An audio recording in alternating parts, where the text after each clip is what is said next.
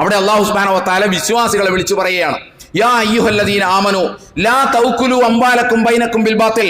അവിഹിതമായി നിങ്ങൾ അന്യന്റെ സമ്പത്ത് കയ്യിലാക്കി അത് തിന്നരുത്.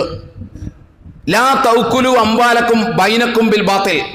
ഈ പ്രയോഗത്തിൽ ആകെ രണ്ട് ആയത്തെ അല്ലാഹു സുബ്ഹാനഹു വ തആല ഖുർആനിൽ പ്രയോഗിച്ചിട്ടുള്ളൂ തീറ്റയുമായി ബന്ധപ്പെട്ട്. ആ രണ്ടായത്തോണ് ഞാനിപ്പോൾ ഓതിയത്. ഒന്ന് 2-ാം അധ്യായം സൂറത്തുൽ ബഖറയിലെ 188, രണ്ടാമത്തെ 4-ാം അധ്യായം സൂറത്തുൽ നിസായിലെ 29. അല്ലാഹു സുബ്ഹാനഹു വ തആല പറയാണ്, നിങ്ങൾ അങ്ങനെ തിന്നരുത്.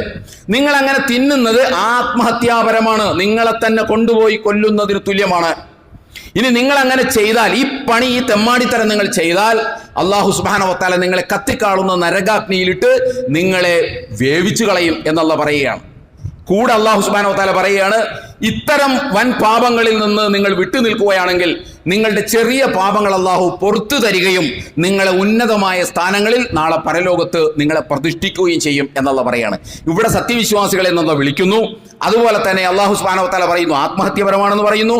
അതുപോലെ തന്നെ ഇത് ചെയ്തു കഴിഞ്ഞാൽ അല്ലാഹു നിങ്ങളെ നരകത്തിലിട്ട് കൈകാര്യം ചെയ്യുമെന്നുള്ള പറയുന്നു. മാത്രമല്ല ഇത് വൻപാപമാണെന്ന് സൂചന നൽകിക്കൊണ്ട് പറയുന്നു, ഇത്തരം വൻപാപങ്ങളിൽ നിന്ന് നിങ്ങൾ മാറി നിന്നാൽ ചെറിയ പാപങ്ങൾ നിങ്ങൾക്ക് അല്ലാഹു പുറത്തു തരാമെന്ന് ഓഫർ നൽകുന്നു.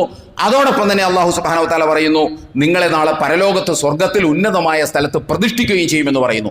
എത്ര കാര്യങ്ങൾ കൂട്ടിച്ചേർത്താണ് അല്ലാഹു സുബ്ഹാനഹു വ തആല കോഴി വാങ്ങുന്ന പണം ഹലാലാകണമെന്ന് പറയുന്നത്.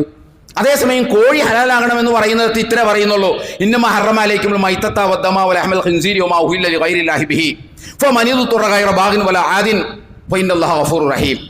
ചത്തതിനെ നിങ്ങൾ തിന്നരുത്. നിയമലംഘനം ഉദ്ദേശിക്കാതെ നിർബന്ധിതാവസ്ഥയിൽ കഴിക്കേണ്ടി വന്നാൽ അത് പ്രശ്നമില്ല, അള്ളാഹു അത് പുറത്തു വരും. പക്ഷെ ഇവിടെ ഇതൊന്നും അല്ല പറയണില്ല.